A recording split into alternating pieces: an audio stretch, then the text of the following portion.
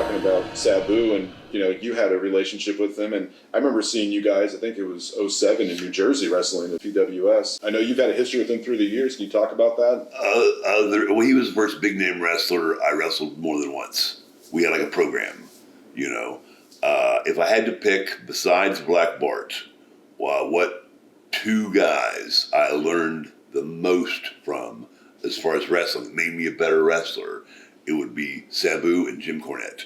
Those are the guys that taught me the most about the wrestling business. And my deal with Sabu started. Well, first of all, I'd worked with him a few times in the Michigan area on independent shows, and his cousin, Captain Ed, that's his cousin. His cousin started running shows, and he wanted Sabu to wrestle for him, to help his attendance. And Sabu hated all of his guys.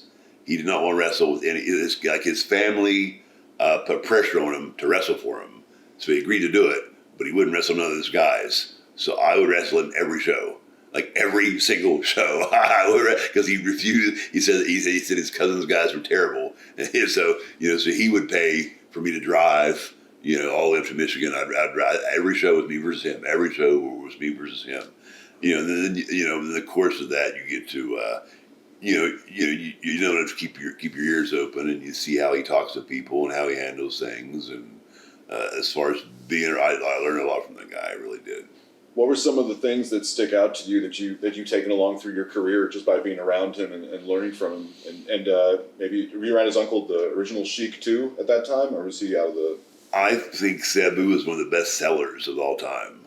I try to pattern my selling after him. That's one thing. Every match I try to think.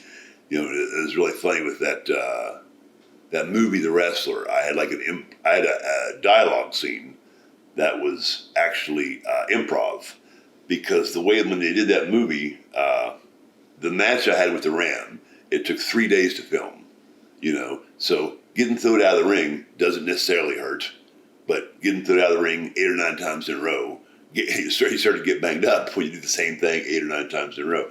But it was 2 days in front of extras that were paid, and 1 day in front of a CCW show, and then do a couple matches, film a segment, a couple matches, film a segment. And some of these matches were taking a long time. So the movie people, those are all union jobs. Those guys are getting paid. So Aronofsky was getting upset that we're just standing around and all these guys are getting paid while we're waiting on this match to get done.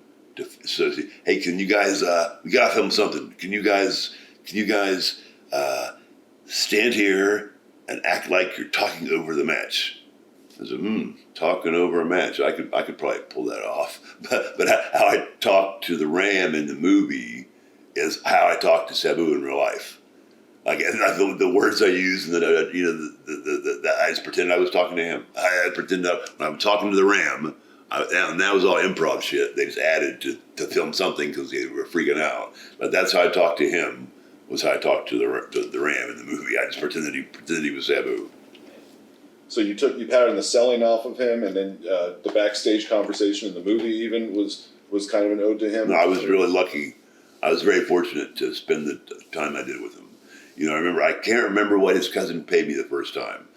It might have been $40. It might have been $60. I can't remember, but it was something very small. And he said, how did you get paid? Here, I just gave him the envelope. He goes, I'm not rich, but I got you into this. From now on, you deal with me for your money. So he would pay me, say, I got you into this shit. So he took responsibility. He just really did not want to wrestle none of his cousin's guys. Shows you what kind of person he was too. Oh yeah. He's a great guy. And he knew, he understood. He made sure my gas was taken care of. Would always go out to eat. Always go out to eat. He took care of me. What were your feelings? Obviously, I'm sure I can guess, but how did it impact you? How did it feel when you heard that he passed recently? Well, I hadn't talked to him since he went out to Vegas.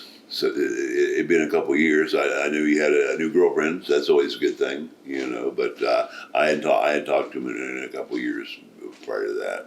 I think maybe whatever year WrestleMania was in Philadelphia.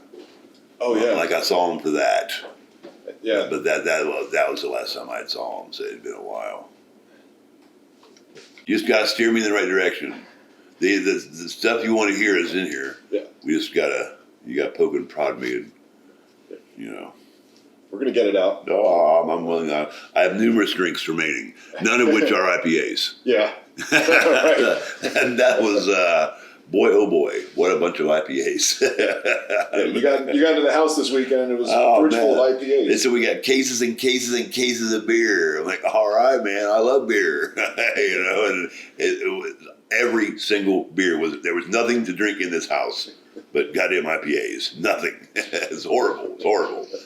So now I have Gatorade, I have Tecate, I have water, I have some kind of fancy Starbucks stuff. It's my situation has improved greatly. It was dire. When you arrived, before you and these gentlemen here arrived, the situation was indeed dire. It's improved greatly.